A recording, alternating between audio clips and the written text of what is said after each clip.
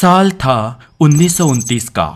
America में New York के एक सट्टेबाज ने अपनी एक चमचमाती लग्जरी कार जो महज 9 महीने पुरानी थी, इस कार को उसने सिर्फ $300 में बेचने के लिए रखा। इस कार का मॉडल तो स्टेटस सिंबल था, फिर भी इतने कम प्राइस में भी कोई कार लेने तो छोड़ो, भावताल करने के लिए भी नहीं आया। थक हार कर इस इंसान ने कार की प्राइस घटाकर सिर्फ $100 कर दिया। कई सारे दलालों को भी इस कार को बेचने की गुजारिश की, फिर भी ये कार नहीं बिकी। अमेरिका के एक सटोरिये के स्टेटस सिंबल माने जाने वाली ये लग्जरी कार असल में उस वक्त के अमेरिका के आर्थिक तंगी का सिंबल जरूर बन गई थी। इतिहास में अमेरिका की उस मंदी के दौर को विश्व का सबसे भयानक सपना माना जाता है, जिसे आज हम द ग्रेट डिप्रेशन के नाम से भी जानते हैं। हमारे आज के दौर की बात करें तो अभी मंदी के बादल गहराने लगे हैं। ये देखकर एक सवाल सबके मन में उठना लाजमी है कि 92 साल पहले उस दौर में हकीकत में क्या हुआ होगा, और जो कुछ भी हुआ वो क्यों हुआ होगा। और सबसे बड़ा सवाल, आर्थिक तौर पर उस वक्त कंगाल बन चुके अमेरिका की अर्थव्यवस्था आखिर फिर से पटरी पर कैसे आ गई होगी।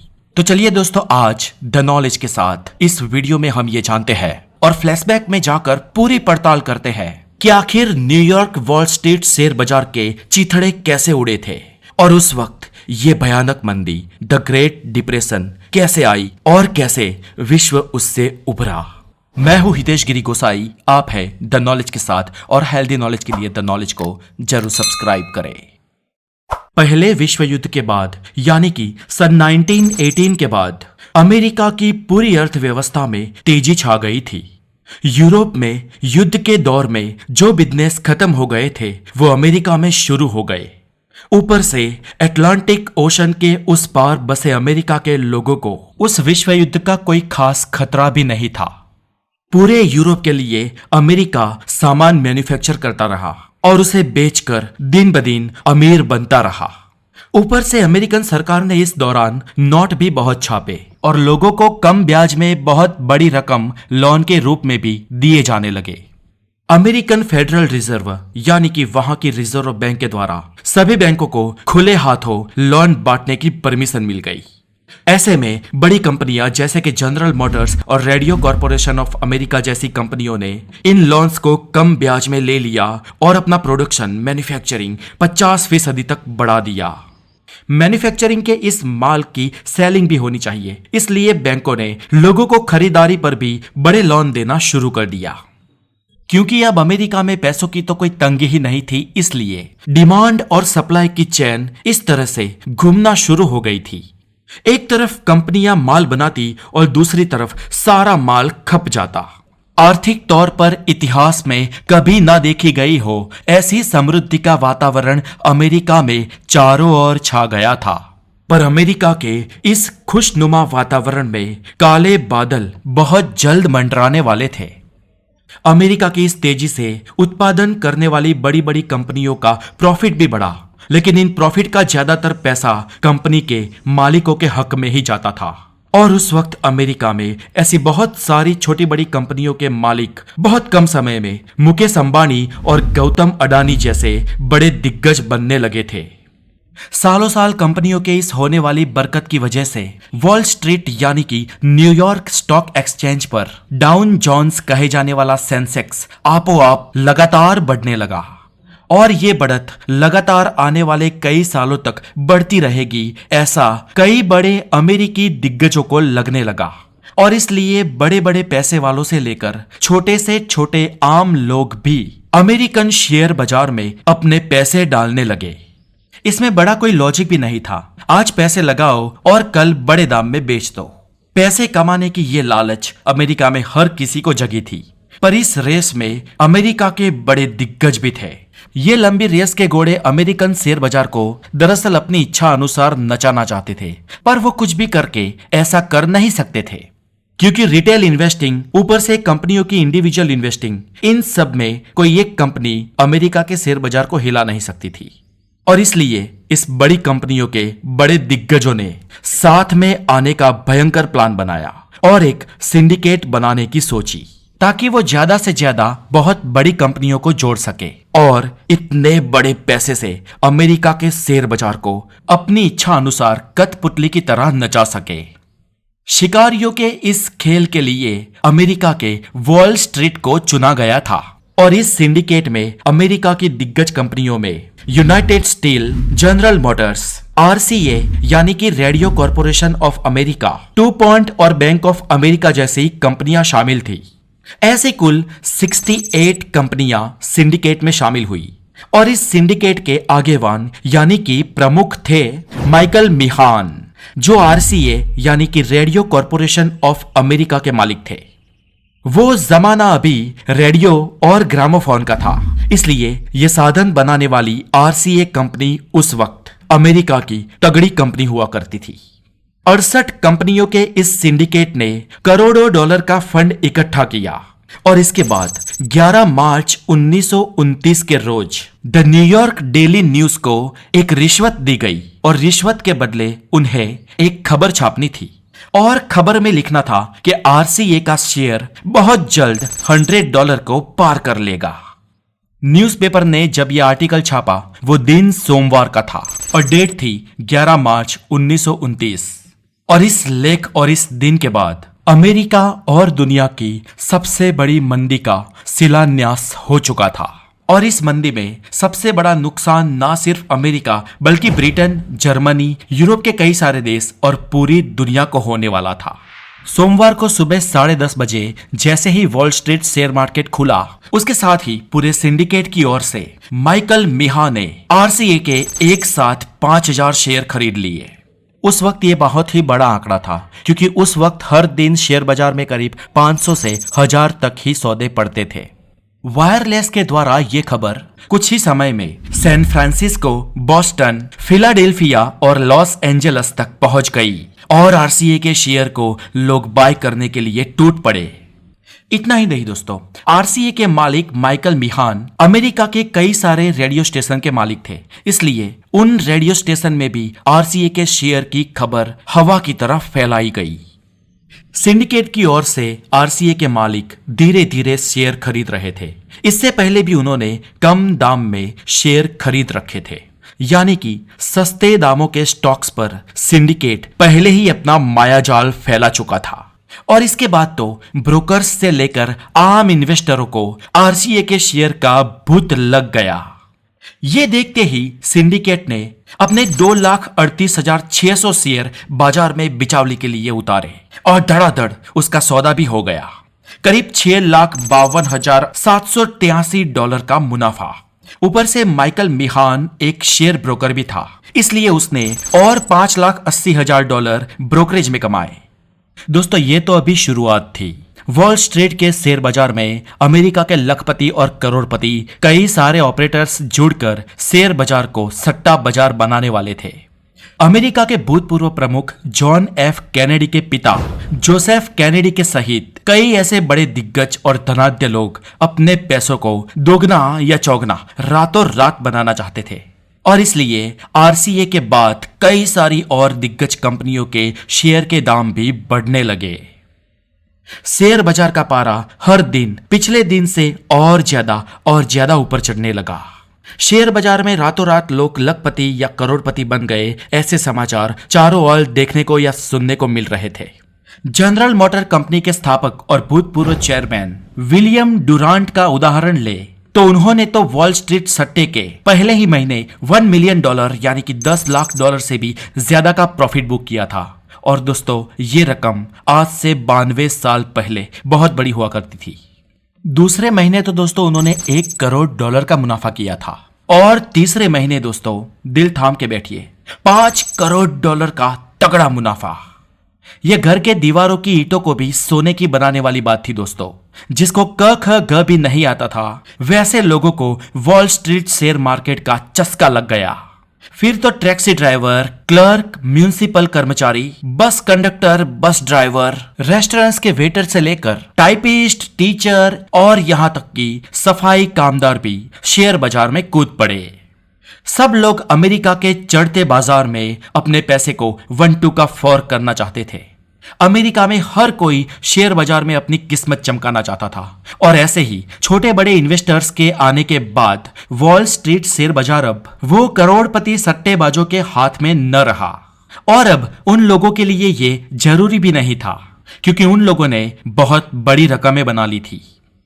आम लोगों के पैसे से अमेरिकन शेयर बाजार और ऊपर चढ़ता गया और इनकी सक्सेस दास्तानों में और लाखों लोगों को अमेरिका के शेयर बाजार के चक्कर में चढ़ा दिया था। अमेरिका के एक जाने माने अर्थशास्त्री और भारत में रहे भूतपूर्व अमेरिकी राजदूत जॉन कैथल के एक मंतव्य के अनुसार उस वक्त करीब 10 लाख से ज्यादा लोग तो फुल टाइम सटोरिया थे, जो पूरा दिन ट्रेडिंग ही करते थे।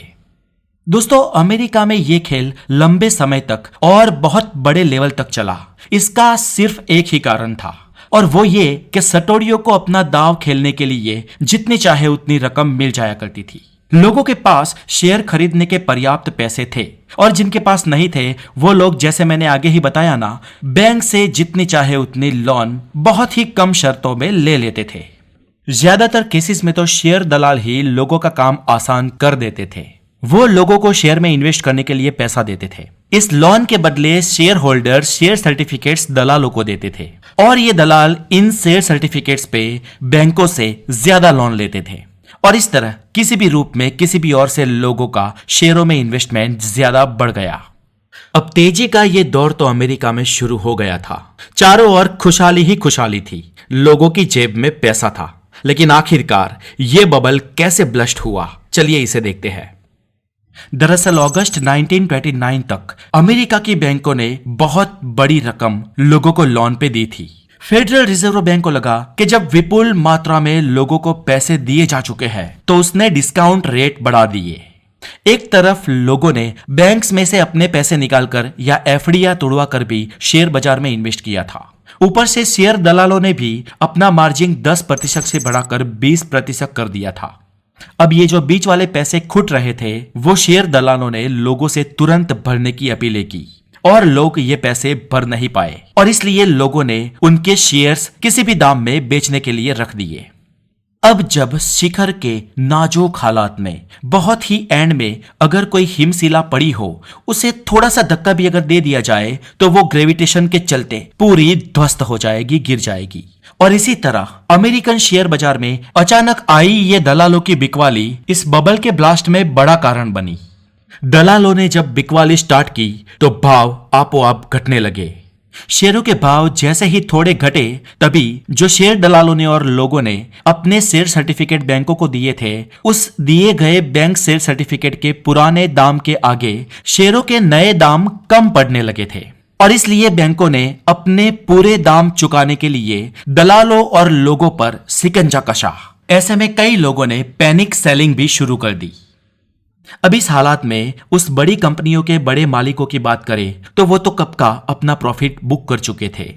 अमेरिका में आने वाली तेजी एक बबल थी जो कभी भी ब्लस्ट हो सकता है। इसका पूर्वानुमान अमेरिका के कई दिग्गज अर्थशास्त्री बहुत पहले ही दे चुके थे। एक्सपर्ट्स ने बहुत बार आगाह किया था कि यह तेजी एक मायाजाल है। अब कुछ दिन बाद अमेरिकन शेयर मार्केट धीरे धीरे डाउन होने लगा। कुछ दिनों में तो ये इतना डाउन हो गया कि लोग किसी भी दाम पे अपने शेयर बेचकर भागना पसंद करने लगे। इस पैनिक सेलिंग के चलते शेयर मार्केट और गिरा और गिरता ही चला गया। शेयर बेचने के लिए दलालों की तो वॉल स्ट्रीट के बाहर धक्का मुक्की होने लगी। कुछ वक्त पहले भी अमेरिकन वॉल स्ट्रीट पर ऐसे ही धक्का मुक्की होती थी, लेकिन बस इन दोनों में फर्क इतना दोस्तों कि पहले लोग अपने पैसे डबल, ट्रिपल, 4 टाइम्स करने आते थे, और इस बार ये भीड़ किसी भी दाम में अपने शेयर बेचने के लिए आती थी।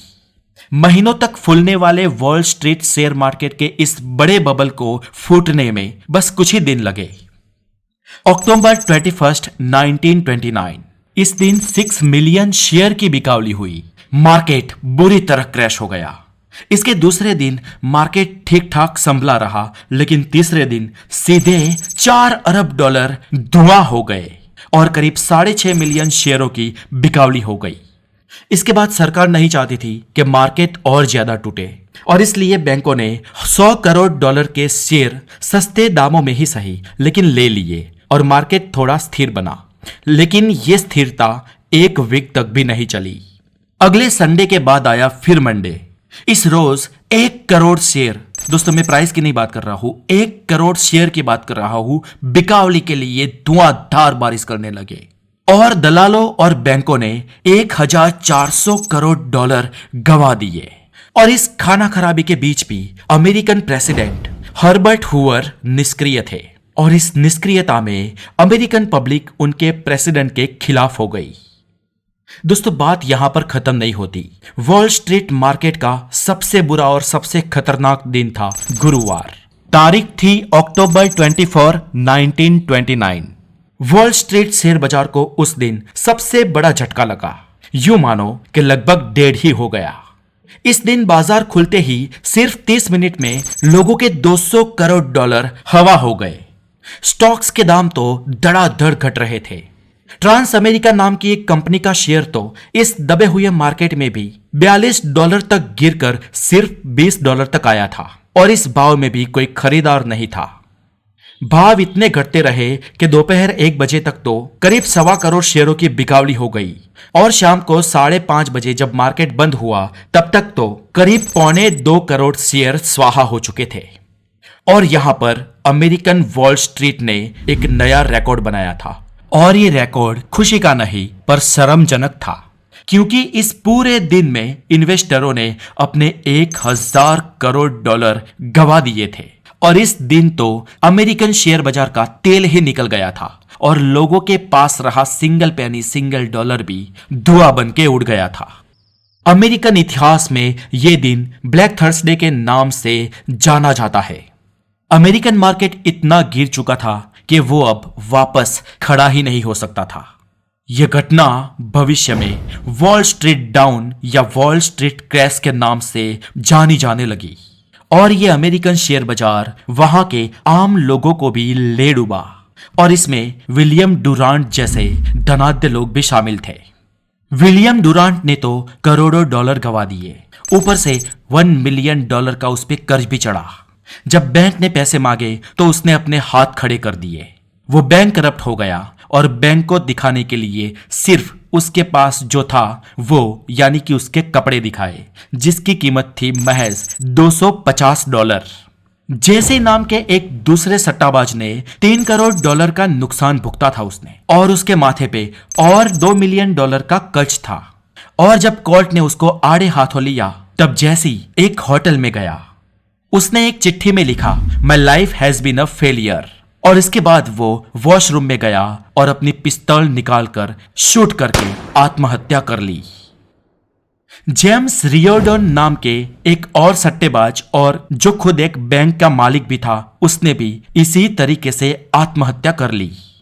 एक महिला ने तो अमेरिका की बिल्डिंग के 40वें माले से और इसके अलावा और 2 पार्टनर्स ने एक साथ ही 10वें माले से कूदकर आत्महत्या कर ली थी। एक कमीशन एजेंट का तो मृतदेह अमेरिका की हडसन नदी से मिला था। दोस्तों अमेरिका के इस बबल ब्लश के कारण हुई उस दौरान की खुदकुशियों की अगर आपके सामने चर्चा करूं तो उसके लिए तो ऐसे कई वीडियोस कम पड़ जाएंगे। ये तो बस कुछ एग्जाम्पल दिए, लेकिन इसके अलावा हजारों लोगों ने अपना जीवन गुमाया था। दोस्तों वैसे जब भूकंप आता है तब उसके बाद आने वाले आंचके यानी कि आफ्टर शॉक्स भूकंप से ज्यादा तीव्र नहीं होते हैं। लेकिन दोस्तों यहां पर बात भूस्तर शास्त्र की नहीं हो रही है, लेकिन अमेरिकन वॉल स्ट्रीट मार्केट की हो रही है। और मार्केट गिरने के बाद आने वाले आफ्टर शॉक्स मार्केट को गिराने वाले आंचके से भी ज्यादा खतरनाक रहे। हालांकि दोस्तों अब बात करें कि अमेरिका के कितने % लोगों ने इस शेयर मार्केट में डायरेक्ट इन्वॉल्वमेंट किया था और अपने पैसे गंवाए थे। तो दोस्तों वॉल स्ट्रीट मार्केट डाउन में अपने पैसे गंवाने वाले अमेरिकन टोटल पॉपुलेशन में से जो लोग थे वो 4 या 4.5% से ज्यादा नहीं थे। लेकिन दोस्तों इसके बाद जो आफ्टर शॉक्स लगे, जो मंदी आई, उसने पूरे देश को और देश को छोड़ो पूरी दुनिया को अपने चपेट में ले लिया। ऐसा चपेट में ले लिया कि आज भी उसे लोग द ग्रेट डिप्रेशन के नाम से जानते हैं। अरे फ्रेंड्स अमेरिका तो छोड़ो, पूरी दुनिया ने मंदी का ऐसा दौर कभी नहीं देखा था और उसके बाद आज तक नहीं देखा है। अब इसके बाद उस वक्त अमेरिका में एग्जैक्टली क्या हुआ इसकी चर्चा अगले वीडियो में करेंगे। और दोस्तों यहाँ पर आपको बता दूं, हमारे आने वाले दिनों में या भविष्य में दुनिया के साथ क्या हो सकता है उसका ख्याल आपको हमारा अगला वीडियो अवश्य देगा। तो दोस्तों बने रहे मेरे साथ द नॉलेज के साथ। और अगर आपने हमारे चैनल को अभी तक सब्सक्राइब नहीं किया है तो इसे सब्सक्राइब करके बेल आइकन जरूर बजा दे, ताकि हमारे आने वाले हर एपिसोड्स आपको मिलते रहे। Have a wonderful day, take care.